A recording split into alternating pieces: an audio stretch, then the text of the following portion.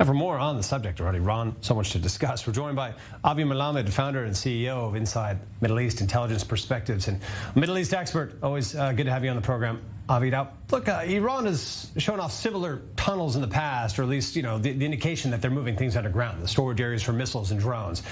Look, like in other fronts for Israel, it appears clear at this point that anything strategically sensitive or important is deeply fortified underground.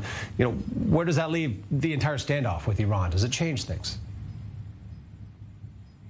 Well, thank you for having me. Look, I'm not so impressed with this story of this underground, aerial whatever base. The Iranians from time to time are using they're doing those parades, they're showing it to the media.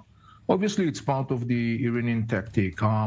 As a side note, I would say, to the best of my knowledge at least, and I'm not a military expert, but to the best of my knowledge, Iran Air Force is not the strongest arm that the Iranians have in their possession.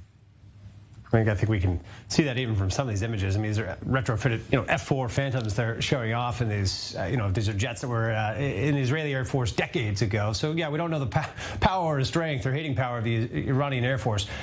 But nonetheless, look, this is in line with the nature of the threats, again, that I touch on Israel's facing on all fronts, whether it's Gaza, southern Lebanon, maybe Syria, that the IDF, is encountering these deeply entrenched, dug underground, enemies. On the other side of that, has the IDF been advancing its capabilities? Are we likely to see the conflict, though, increasingly utilizing non-conventional methods? Where do you think this is all going, Avi? Look, I think that the most significant aspect is to understand the following real nature of the Iranian threat. The Iranian threat has a couple of major segments. One of them, of course, is the whole story of the Iranian nuclear military capacities, or the attempts of the Iranians to acquire such capacity. The other thing is the story of the missiles, the long range, the short range, the accurate missiles that the Iranians have, and they have been significantly developing that. This is a major challenge. Another challenge is the drone challenge. We saw that happening in our immediate neighborhood, and we saw that happening in Ukraine.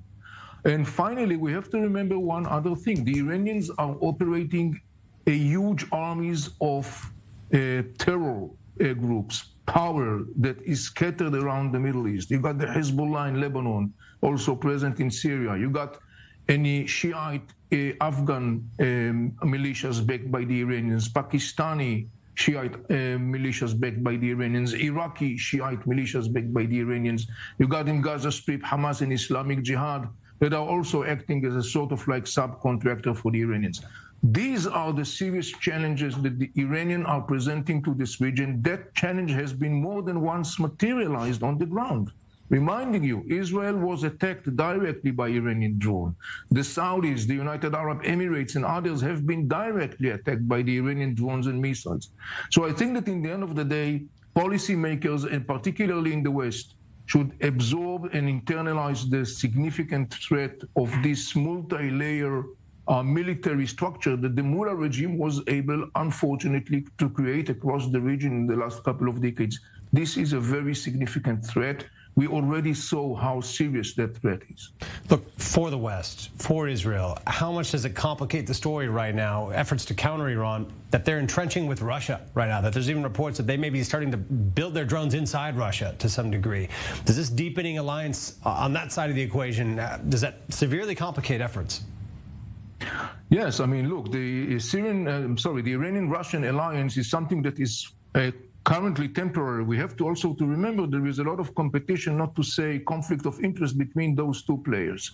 But when it comes to the West, I think that the major issue is Western determination to make it very clear to the Mullah regime that in the end of the day, there is enough power, and I'm saying power in the whole meaning of this term, in the possession of the West and its allies, to actually cause this Mullah regime to pay a very, very, very serious price, to the point it may jeopardize the endurance of that Mullah regime.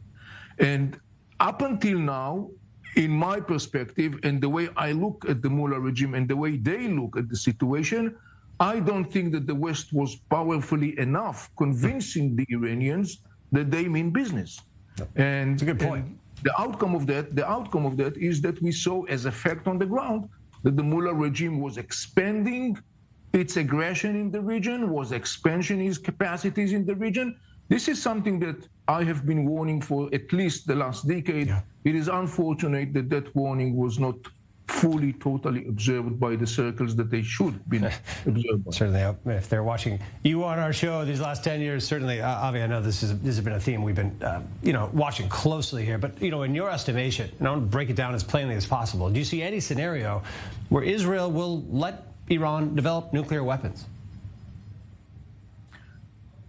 Honestly, I cannot refer to that directly the way you may expect. I think that based upon the statements that are made by Israeli senior leaders, and I'm talking about both the military as well as the political ones, Israel is determined not to allow Iran to have a nuclear military capacity. The major threat here is the following one. Once Iran will have that umbrella, this is a new, not region, this is a new world. And one of the major concerns of Israel, and not only Israel, is that in such scenario, Israel will become much more vulnerable to the mercies, sort of speaking, quote unquote, of the Iranian proxies that are scattered around Israel's neck, Hezbollah in Lebanon, Islamic Jihad and Hamas. The meaning of that is that we will witness more instability in the region, more violence in the region. And one last thing that we have all to bear in mind. The moment the Iranians are going to have a nuclear weapon, you are looking at a situation where the Saudis will have a nuclear weapon. The proliferation. And probably they will not be the only one. Avi Melamed, thanks for being with us as always.